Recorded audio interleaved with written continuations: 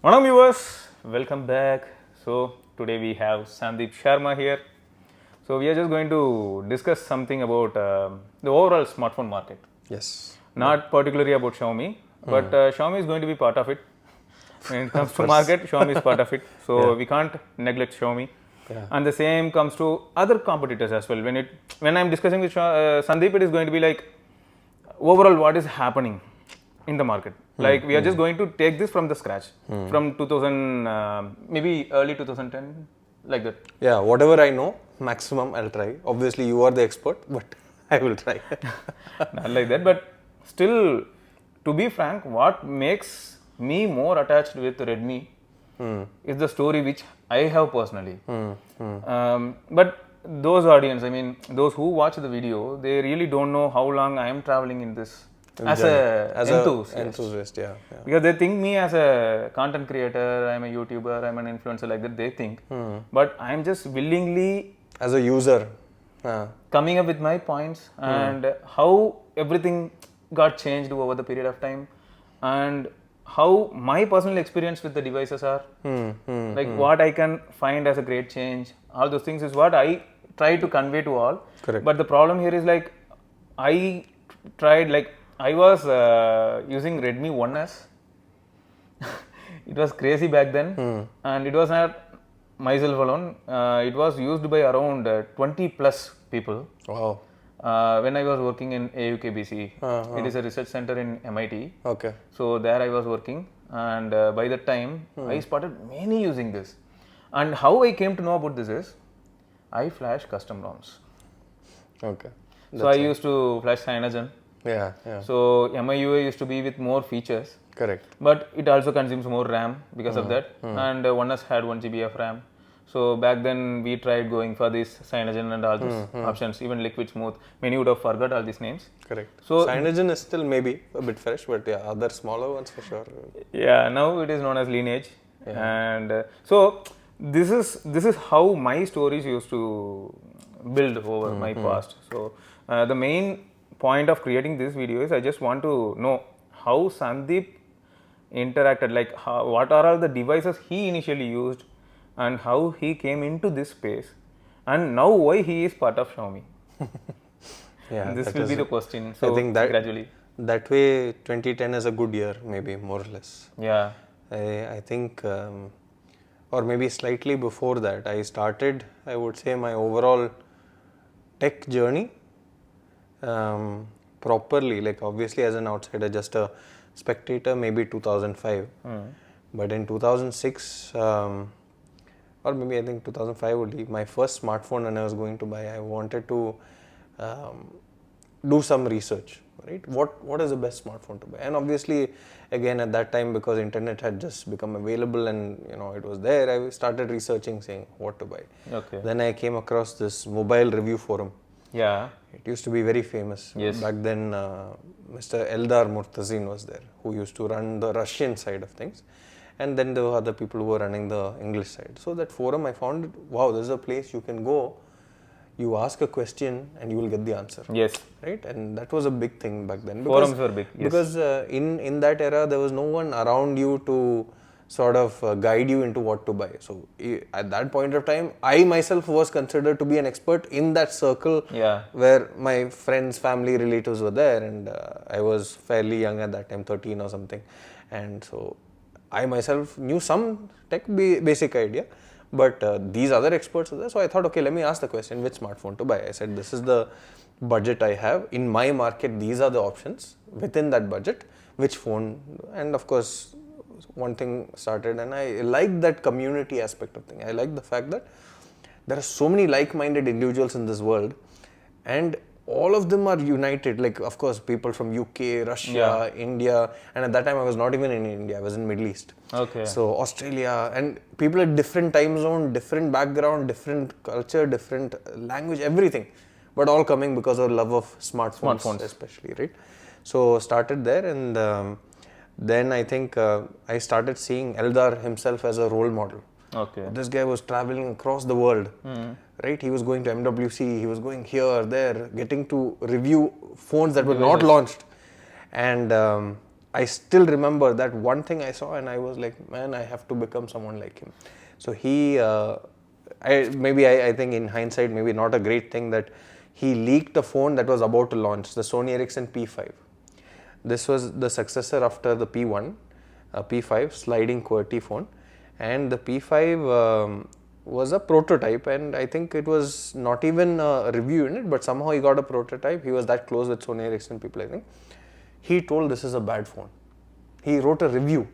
A review normally of a prototype is not allowed, or even under embargo is not allowed. Yes. Release, then you have a review, right? Because there are a lot of things that is still testing and under development. Software is not going to be on He just said this is a bad device. Sony Ericsson cancelled that device. I was like, who's this guy who's having so much influence on the tech world, right? So I said, so he must be someone who's that knowledgeable, who's that senior, who's that respected by brands as well as people on the other side, other journalists, etc. So then I started saying, okay, I also want to do something like this. I want to get into this. So then for the first time, I started with a person called Taimas. He used to have a blog called Daily Mobile. Okay. And I used to contribute, and he was based, I think, in somewhere in Europe, Northern Europe or something. And he used to want people to write. So I mainly wrote about Symbian themes. Okay. Some news articles on new phones coming, rumors coming. So I started. Then after a while, I was like, okay, I'm doing this there. Why can't I do something on my own? So then I started Cellular, which was a blog based on WordPress. And very small initially, and I sometimes go to that. I think Time Machine is there, no? That you can see the old website and all, which is still there, that website. So I go and I can see some of the things that I wrote. But at that point of time, I didn't have any device, no phone, nothing. So I used to continuously talk about news, etc. Then I saw this one very interesting thing that old Nokia had done, which is called Warm World. So that was an agency they had. Talking Heads was the agency, but Warm World essentially gave access to phones for small creators, very small journalists, creators. So even if you had no followers, like you are just starting today, they will still reach out to you. Take this phone. Of course, the bigger people will continue to get devices, but other than that. So my first ever phone I got like that was a N95. N95. Yeah, and I reviewed it. I wrote. They were super happy. They were like, very good, all the best. And that time I was still in school. I was still studying. So my entire process at that time was in Bahrain. I was in Bahrain at that time, Middle East, and you sort of wanted to spend time on it, but the problem was studies. Parents also will be thinking, what is this guy doing? So I used to go to school early there in Bahrain. School starts by like 7. So 6 I used to get ready and all that. So what I used to do, I used to wake up 1 more hour earlier. Okay. And that time I would dedicate to going to mobile review, going to all these places, GSM Arena, etc., learning things, talking about things, and finally posting it. So that continued, the story continued. And years later, I think, 1-2 years later, Phone Arena happened. Or Tala, Varun was there. And he was like, why don't you write for Phone Arena also? I said, good. I was very happy, great opportunity. Of course, there were smaller other gigs before that. And then it so happened that because of my education, before I actually went into a different line, filmmaking I did eventually. Parents were saying, why don't you try something more stable first and then go into filmmaking? So I first tried CA, came to Chennai. So it so happened that freelancing gig sort of became closer at our home base, Phone Arena, which is in Chennai. That happened for a few years, then became full-time job at Phone Arena. Then fast forward 2017, started Revetless. And Revetless, 4 years, did that. I think had a very simple purpose, which was to hopefully bridge the gap between good content and quality videos. We didn't have much of that, right? So that was the purpose. I hope it was achieved, or at least something helped, and hopefully inspire other guys also. And then I think sort of a culmination of everything that we saw. And by the way, in between that, my first goal was to also go to MWC. And that happened thanks to Varun, thanks to Phone Arena when I was 18. And I also met Eldar at that time. So what did he say? So I told him how inspiring you were. So at the age of 13, I first saw his article. 5 years later, I'm meeting this person, and I've met so many people like that who have, at that time especially, meeting someone online in real life was a big thing. Now, of course, world is smaller, easier, video call is there, yes. You can collaborate, you can do anything. You can do Zoom itself. Back then, that was not an option, right? And so that was a life-changing moment. So saying that I have a target in mind, it took time, 5 years. But when I was a student, I was studying, I still was able to achieve something. So that sort of gave some hope that I could do something someday. And so MWC happened, and all this multiple years thanks to Varun and Phone Arena. And then Revetless also happened, and then an opportunity to sort of go to the other side and build something, because I was always passionate about product and especially camera. And it was around the time when our Mi 11 Ultra came. We were taking things more seriously with camera. And obviously I heard that it was even getting more serious.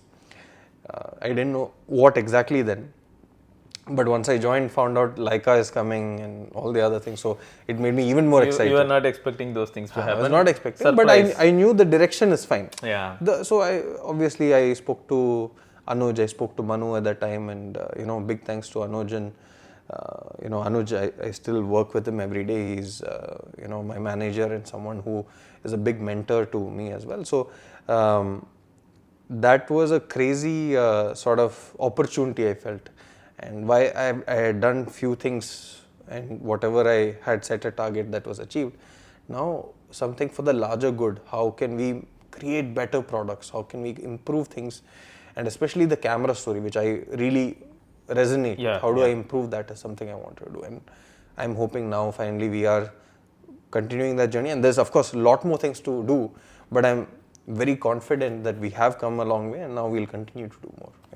So now I wish to ask you a question.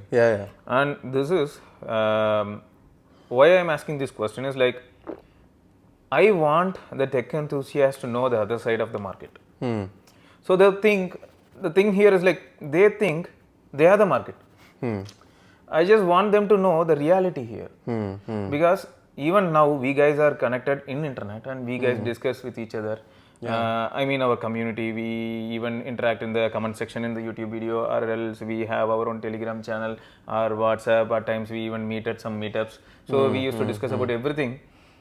But why are we guys alone meeting when we have lakhs of people roaming around outside the campus? They are also using smartphone. Correct.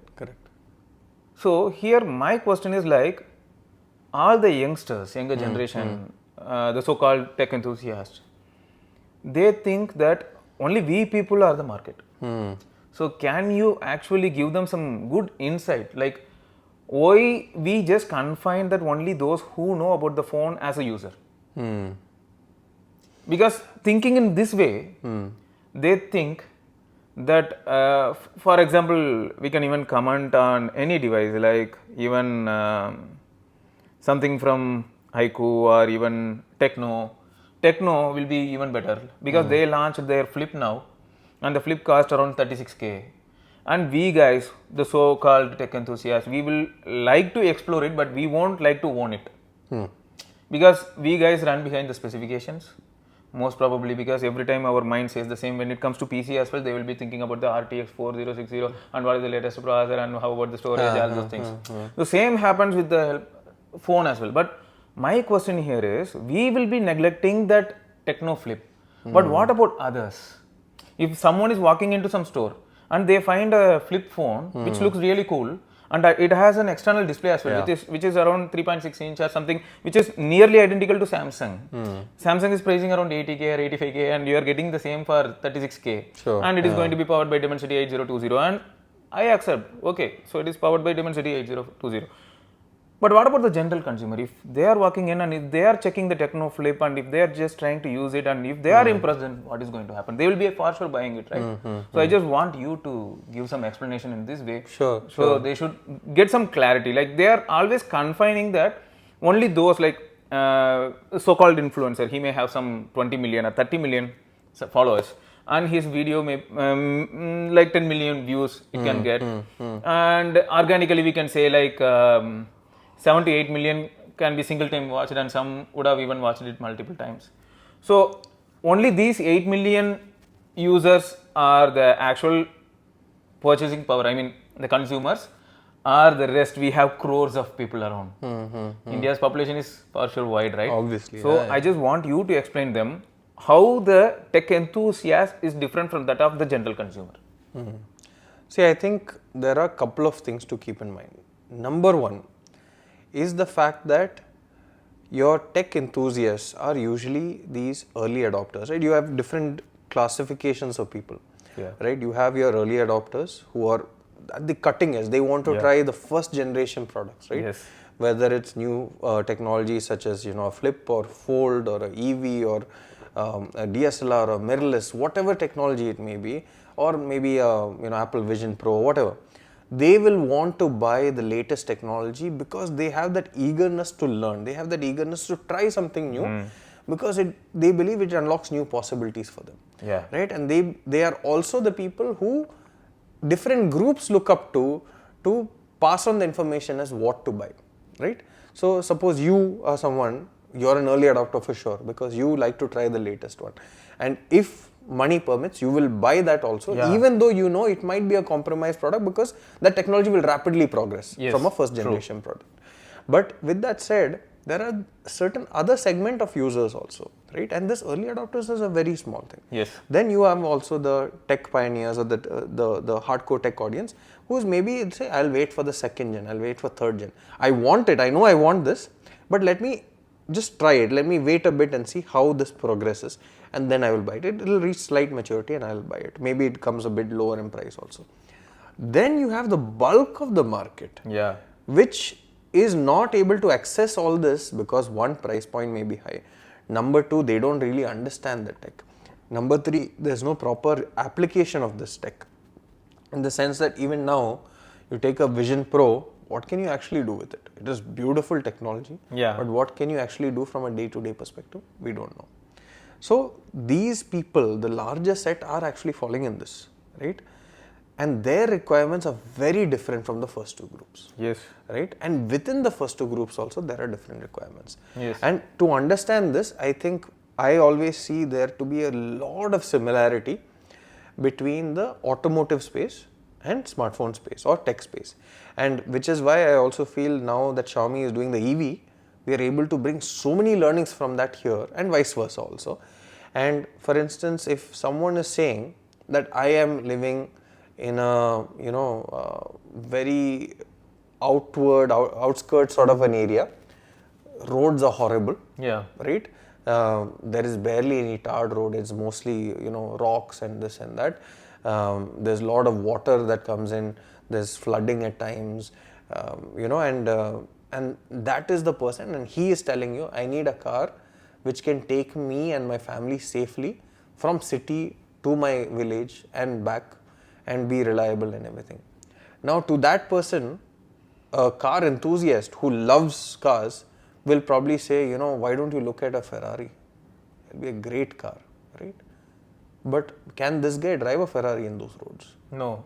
No, because that's not matched for that particular environment. It is not his requirement.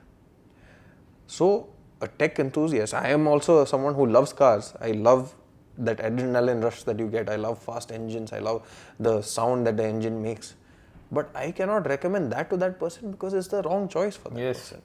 That person will need an off-roader. That person will need something with high ground clearance with at least 5 seating if it's for family, maybe even 7-seater. So what is the right choice for him is something that will come out of his requirements. Yes, exactly. So now, today, most of the people out there, especially the first group of and second group of early adopters and the tech pioneers, these guys are only looking at it from their perspective like, why can't anyone else see that this is a better phone because the specs are good? Specs is one thing, but many people want a different experience. Now what is that experience is what people don't understand, right? Because to them maybe processor is the biggest thing. Now, processor is needed, not saying it's not needed. You need a good processor, and especially more so in the older years where there were phenomenal leaps in terms of performance every year. Of course, the manufacturing process is getting smaller NM chipsets are being made. So there are big leaps in terms of performance, big leaps in terms of efficiency, and that meant that okay, maybe having the latest processor will guarantee that it will be good for longer term, and also ensure that whatever I'm doing, whether it's gaming, whether it's multitasking, whether it's camera, everything will be good. So it was just a surety that this is there. But at the same time, now because everything has sort of reached a saturation point where even our 10,000 rupee phones are way better or more equipped than some of the flagships back in the day, right? Yeah, 7 years back if you go, you can actually comment in this way. You can compare it. So now everyone, even at an entry level, is actually getting a fairly good experience from a basic smartphone experience, what I'm saying, right? Suppose what any of us do 90%, 95% of the time is use banking apps, social media apps, communication apps, maybe education or work apps. This is our top 5 use cases. Maybe gaming is a outlier, entertainment is the other thing, which are the other value additions, but 95% will be this, right? For these purposes, there is no need to buy any phone other than this 10,000 rupee phone. Almost, true. Right? Yes. What else do you need is the question. If someone needs a camera, you buy a camera, a flagship perhaps. Someone needs a gaming phone, there are specialized phones for that. If someone is saying that, I am someone who's trendy, I want the latest, style quotient, I want something that's bright color, flashy, or I want something that's looks a bit more sleek, bit more sexy, that is a different thing. So we cannot generalize this, but that is what is happening unfortunately now, that everyone is thinking that my understanding, my expectation of what a good device is should be the other person's expectation. Exactly. That is completely wrong. It's like saying that why is Shiva wearing a black t-shirt? He should be only wearing pink. I love pink, so he should also like pink. Exactly. How can he say this pink t-shirt is bad? So that generalization is happening too often. And earlier, as a rule of thumb, it used to be the case that because you have a new chipset, maybe it meant that your performance and your longevity is there. But now that's not the only thing. Or I will also say it's the same thing, at least that I'm seeing a slight reduction, where people used to say stock Android is the only way forward and stock Android is the best. But we all know at what point, of course, that time because hardware was again limited, having a lighter UI meant you would get better performance. But it used to be so bare bones that so many features were not there. So many things that now, of course, stock Android has. Some features. Pixel devices have some that. 70 to 80% of the features are there. But earlier the gap was much more. Yeah, much more. Right? Yes. So I think that was the difference. But is stock Android the fastest? I think now that difference is barely anything. You can also say that the other UIs, whether it's HyperOS or FunTouch or whatever the other OSs are, all of these are quick. Of course, the choice between these also is something that is individual to that person. Yeah. Right? If someone says that I prefer HyperOS, how can you tell him that no, that's the wrong choice? We can't question him. Why you? I like apples. I like orange. You can't tell him why you eating orange, right? He likes it. That person likes it. We are all entitled to our own opinion. We are all entitled to having our perspective. Yes. So that's something people need to understand. Going just by spec is the wrong thing, and now we are seeing a lot of people go beyond spec, and there is a sort of change that happens prior to purchasing a phone and after purchasing. Like AI, I would say, is one thing that way. A lot of people now, they do not know why they want AI on a phone or what is AI, but they're hearing AI everywhere around them. So they are very influenced by this word. Then when they go to buy a phone, maybe in an offline store, does it come with AI? But if you ask them back, what is AI? They won't know. But my question is with respect to AI, we had it way before, like some even AI is 7 not to 8 years back itself we had it. It's just now it's being termed as AI. Yes, exactly. Correct. Because back then when we actually go for like the camera, automatically what it used to do is scene optimization and also observing the situation, and it will automatically change the white balance, all those steps. So it will be automatically getting all those done by reading the environment. So all these things is what we call now as AI.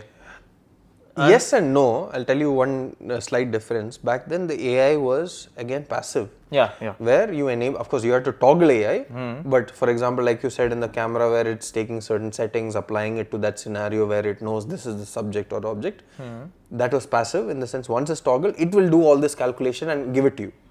Yeah. Now what has become the trend is Gen AI, generative AI, Yes. where you need to give an input to get an output. Yeah. However, this is a temporary thing, right? Of course, not that we will stop using generative AI, we'll continue to use it. But true AI, I feel, still needs to come by method of convenience, comfort. How can we use AI to simplify people's lives? How can we use AI to make someone's life easier?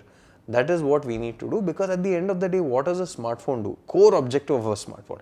Why did a smartphone come up in the first place? What is the necessity of a smartphone? It's not that a computer that we had back in the day, a desktop or laptop, can't do what a smartphone can do today. Only thing is, a smartphone is portable. You always have that with you, right? That is the only difference. Now, because of that necessity, a smartphone was born, and the reason why it is also this is it is easier to carry a smartphone than having to carry a laptop or a desktop or having to carry multiple devices. Back in the day, you had a laptop, you had a camera, you had maybe a gaming device, you had a music device. But the convergence of all this into one single device makes your life simple and easier. So that convenience is what AI also should bring. So that passive convenience, once AI is able to enable, and especially tailor make that for the user that's using that particular phone, that's when the true power of AI will be unlocked.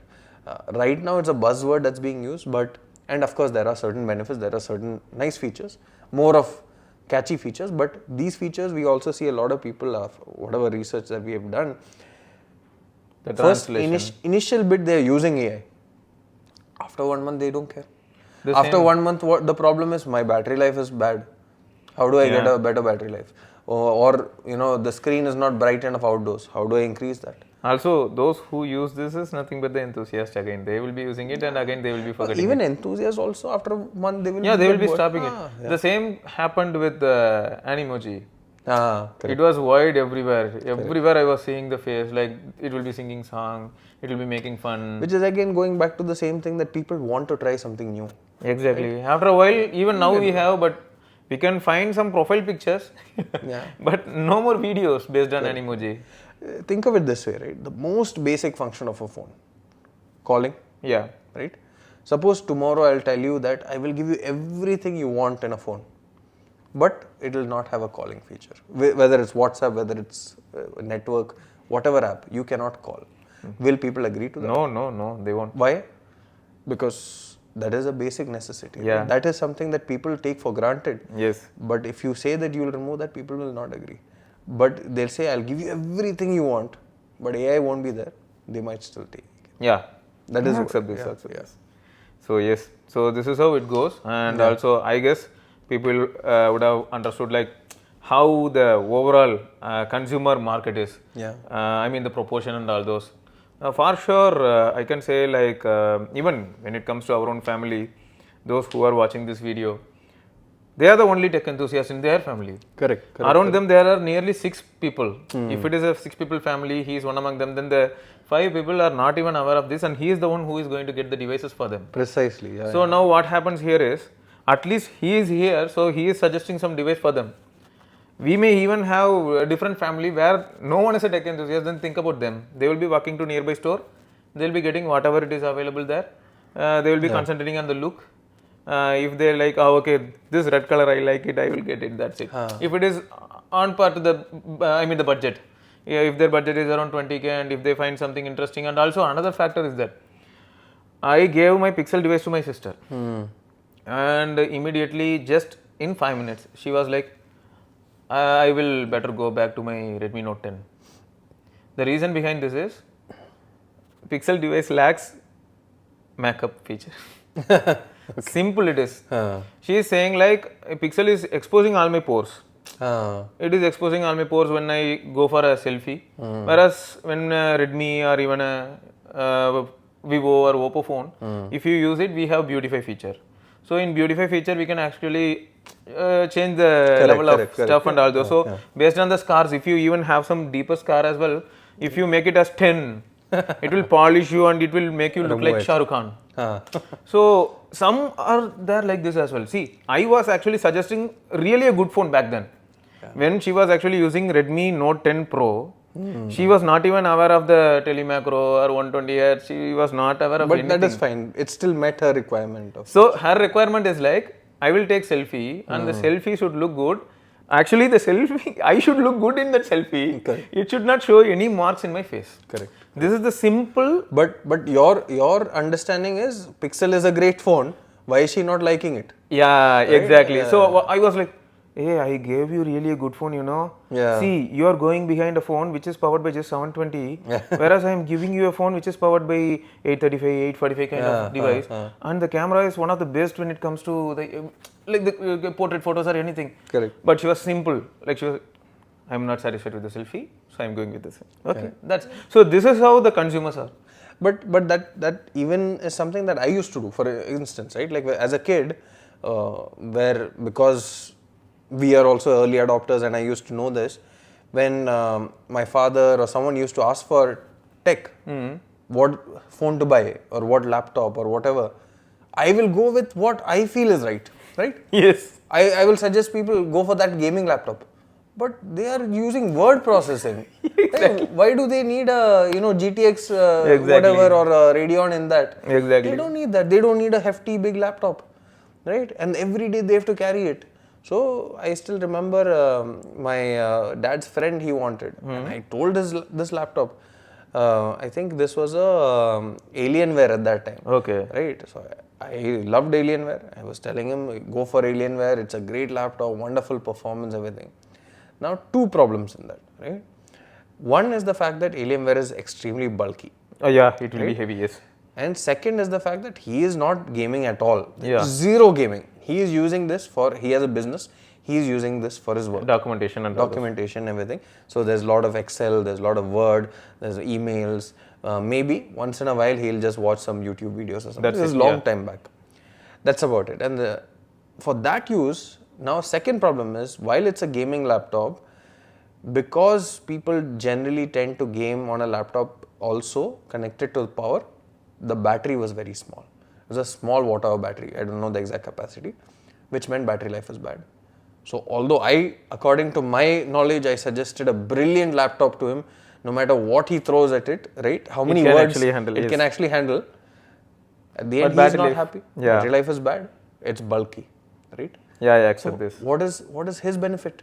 So that is my misunderstanding at that point, thinking that my requirement is same as his requirement, right? At the same time, if maybe I had recommended maybe a Dell Latitude or Inspiron or whatever maybe, or maybe something else, Sony Vaio, which was there at that time, which is portable, very easy, had longer battery life, yes. sleek, and still had good performance. Yes. For his Excel, basic word processing, whatever, he would have been happy. He would have been happy. But of course, again, the other thing, which is another thing I really believe is, no matter what, whether you or me or any expert tells you, do not buy something on the advice of others if you yourself are not convinced. Because if you buy something on someone else's advice and you even find one small problem, then you will hate that particular device. Yes. But if you really think that this is your right device, even if it has 10 problems, you will say, I bought the right phone. Yeah. You'll always find ways to justify. So I think that's one thing that people need to realize. Yeah. And we need to say, and we need to accept that people have different requirements. We will need to, it's same like medicine, right? Yeah. If you have a headache, I cannot give you medicine for loose motion. Like, exactly. It will not solve your purpose. But we can give you $650, right? For everything. Correct. Yes, I mean, maybe. That's all rounder. But Dolo can't fix your loose motion if you have that. Okay. Yeah. So, actually, from my experience, I would say like back in 2012, when I was spending my time in Nokia Care, like whenever I feel bored, I used to visit Nokia Care. There I got some friends, security person, the guy in the sales. Those persons were Was very it close. Besant Nagar? Yeah, Anna Nagar. Ah. Anna Nagar one, that near Tower Park. Yeah. Okay, so I used to visit there often. So there I started to learn a lot. Like whenever someone walks in, back then we had Lumia 710, 800, all those devices. So we like questioned the customer. The customer here is elder, like he is around 60. He and his wife walked in. They are purchasing a device for their son, and he is a marine guy. So for a gift they are purchasing. And what I learned there is like there are two set of audience. One is they don't know about the product, and again they are stubborn that we are not supposed to question them. Whatever device is there, we should place it on the table. If they like, they will be purchasing. They'll take it. And what my friend, the one who is in the sales, he did is like we used to discuss a lot, and I used to advise him whenever someone walks in, kindly ask them some 5 to 6 questions, like what device they are using now. That is also very important. Yeah, Correct. why are they using this, and what are all their demands, and whether the device which we have will fulfill their demand. Correct. So that we can suggest that. Like that I said him. So what happened is he actually questioned them, what device your son is using. He was, why? Like that he asked. No sir, this will actually simplify the stuff. I can actually suggest you the best product. Immediately what he started is like, I give you money, you should give me phone. Why are you asking me this many questions? He immediately called the manager as well. Oh, he's asking too many questions. This guy is asking me many questions. Why should he question me? Why he needs to know All what this my son is doing and all in this. order to give me a phone. Correct. But the fact is he is trying to Help. But yeah. Yeah, because his son may look for something which is really good in the market back then. Because we actually have Android as well.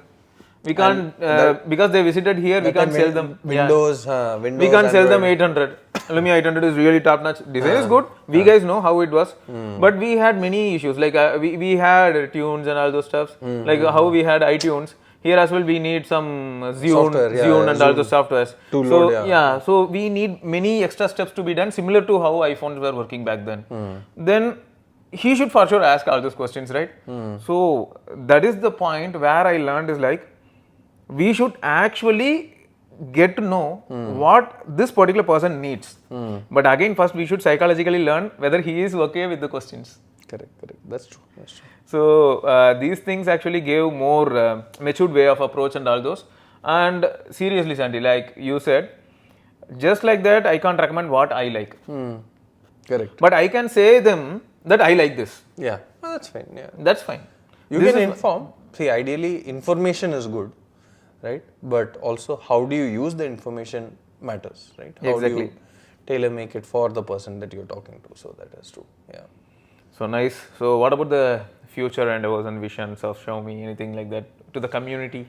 I mean, see, I think Xiaomi is at a very interesting stage right now. One, we have completed 10 years in India, which is a major thing. And I think huge thanks to, people like you, enthusiasts who are also really passionate about products and really are helping tell the story. Our fans, media friends, our customers, our partners, everyone has sort of helped us reach this level and help transform the lives of millions of people across India. And the thing is, Xiaomi as a company has had its share of ups and downs. I will not say that it's not had it.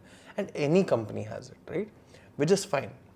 The problem comes only if you do not make changes to overcome those things. Yeah. As long as you are doing something to improve that situation, if you are doing something to make a change, then you are in a good way. Now, I would say honestly, software was a problem for us, right? MIUI, which was our first product, Xiaomi started as a software company in 2010.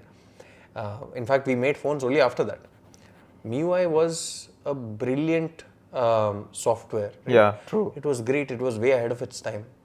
However, over the years, sometimes things do not go well. and there might be things that do not work as well, and we got a lot of feedback saying, okay, you guys need to have better software, both in terms of stability, in terms of performance, have lesser bugs, all these sort of things were there, and we understood the feedback and we were trying to improve it. But after a point of time, we understood that the foundation itself probably needed fixing. Yeah. It's like saying that, okay, now if I have my house, it's a ground floor, only single story. Now, how do I improve this house? I'll build on top. Again, I'll do 3 floor, 4 floor, 5 floor. After a point, because your foundation was not strong enough to take that 7, 8 floors or 10 floors, it will topple. Yes. It was only a matter of time. Then we realized that software back then, when it started, we had so many different folks, right? And although we have seen Android being used, AOSP or whatever we say, Android being used on multiple things, it was not meant to be used that way. So we realized that we had to go back, start from scratch and build something that is truly scalable across everything that we do, including the new thing which we brought, which was EV. IoT is everything, EV everywhere also, I can say, yes. So where can we use a software that allows all our devices to interface, interconnect and interact with each other? That one single software has to be there that helps that communication happen, that exchange of information happen. And at the same time, we also wanted to ensure that this is something that is stable, good in terms of performance. So it's a brand new OS. There's no OS in the market right now that is there on a car, that's there on watches, that's there on, say, tablets, phones. There's no operating system in the world. The moment you add EV, that's gone. But the benefit is, and which is also a reality in China, for instance, is that suppose you're driving home from your office, AC is at 19 degree in your car, you're listening to a song in the car, and you're about to reach home, your smartphone, your devices know he's about to reach home, switch on kettle, open the curtain, set AC same to 19 degrees, moment he comes in, continue the music from there, turn on the lights. All this is automated, right? Yeah. It is this thing. So that entire convenience aspect of what we said AI will bring is something which is a reality there. How do we bring that? How do we use technology to help people? I think that is what we wanted to continue, and that too, innovation, right? How do you bring new innovative things? That's what Xiaomi has always stood for, innovation for everyone, right? So which is the core ethos. Even now, whether it's an Ultra at 1 lakh or whether it's our A4 5G which starts at 8,500, yeah. The core objective is to enable technology and make it accessible for people so that they can use the technology and make themselves better, more powerful, smarter, or enable them to do whatever it is with technology. And with that only humanity as a whole will evolve, will become smarter, will become better. So that is something that is a very beautiful core principle that I believe.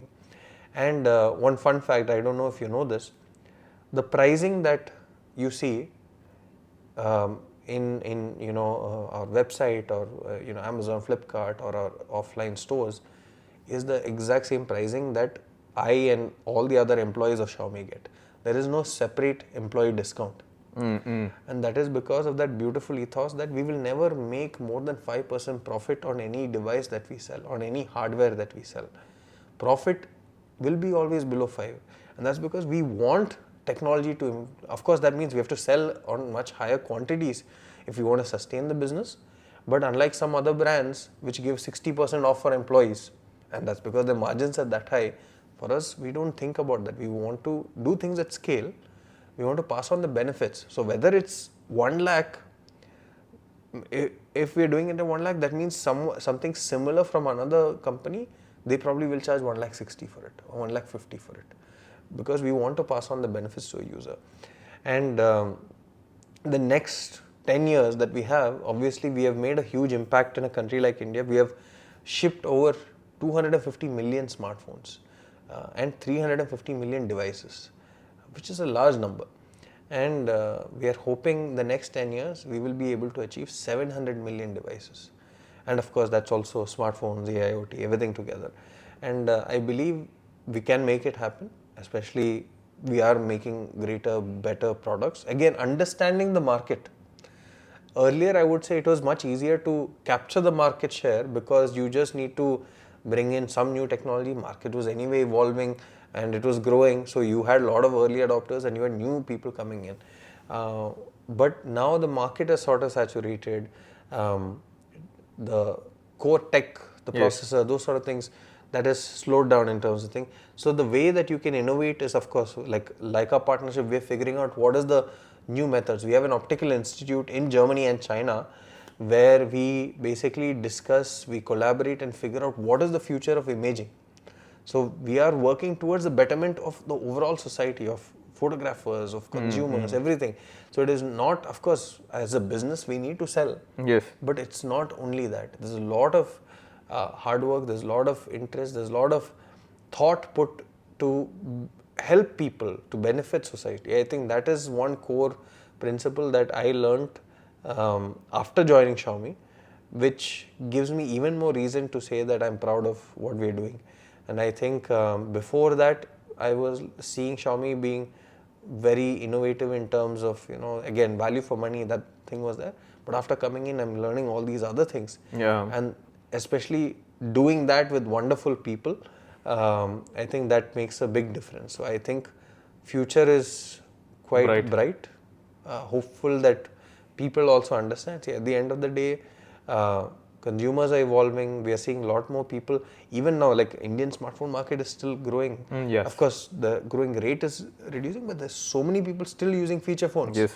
Right? That's crazy to think that after all of us who have probably started using smartphones 15, 17 years back, people are still using feature phones. Yes, I know. So it will take some time. Yes. But that's the beauty of a country like India as well, right? Like having such a diverse population.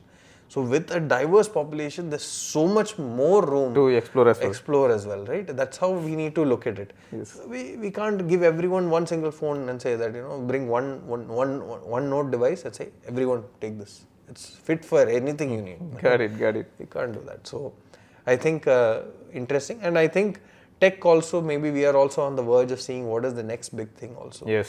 I think it's so beautiful that anytime you think tech innovation is gone, tech always surprises us with something. Something new, yes. Science, R&D, everything that, and it can come from any brand also, right? Not necessarily us. It doesn't matter. But I think the beauty is that we are always figuring out new things to have fun with. And I think that journey itself is exciting. Just trying something new, looking forward to that. Yeah, I think now being on this side, and like I said at the start, Eldar Murtazin, who was there as a role model, being able to try phones even before it releases, that is something I still don't get over. Like anytime some new tech is coming and we're just waiting in the office saying, oh, let me look at this, and that's the first time you see it. Because we would have spent months, years thinking of this product, what is this going to be? Yeah. And then you suddenly see that thing in hand. The final product in hand. And it is so beautiful. It's like having a kid only. Yes, exactly. I accept that. Something like that. I accept that.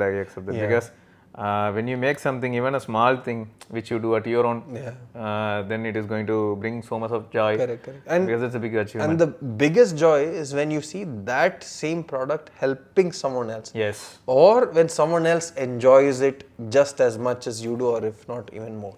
Yeah. I think that is the most amazing part of it. So, yeah. That's great.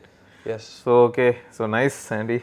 Yes. So, we will meet once again. Thank you, Shiva. All the best for your future. I think good after a long time. Yes. Had a great conversation, and I think went quite a bit back. Yes. But I hope that sets some context to everyone who's watching, and I think happy to do it again if there are more questions from your viewers. Yeah, for sure. Yes. I will try to meet you as soon as possible. Like they will be having for sure many questions. Yeah. Also, we have the Redmi Note 14 series launch, right? So they will be coming up with many questions related to that as well. Awesome. So I will bring all those questions to you, Yes. so you can actually answer those. Of course. Thank you. Nice. Shiva. Thank you. Thank you. Yes. Thank you, guys. வண்டியை விடாம நாள் கணக்கா சுத்திட்டு இருக்கான். மறக்காம surprise பண்ணுங்க. Thank you. என்ன ராமலிங்கம் ஆளைய பார்க்க முடியல, எப்படி இருக்க? நான் நல்லா தான் இருக்கேன். நீ எப்படி இருக்க? நல்லா இருக்கேன்ப்பா. மத்தவன் பேச்ச கேட்காதே, பெத்தவன் பேச்ச கேளு. யதோ கவாசாக்கி, அதோ மிட்சுபிஷி, சௌபாக்கியா.